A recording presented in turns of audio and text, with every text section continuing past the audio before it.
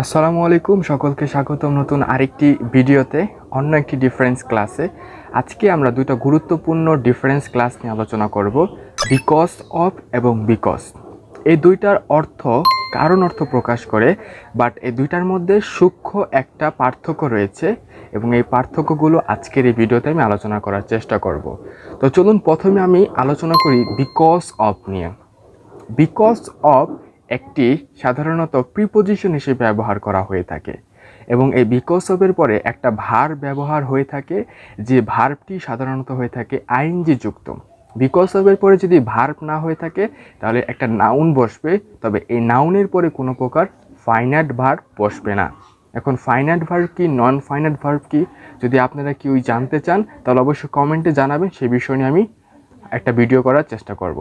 তাহলে because of একটি preposition, এই প্রিপোজিশনের পরে ভার্ব যদি বসে তাহলে সে ভার্বটি হবে আইএনজি, এবং ভার্ব না বসলে একটা নাউন বসবে, তবে এই নাউনের পরে কোনো ফাইনাইট ভার্ব বসবে না।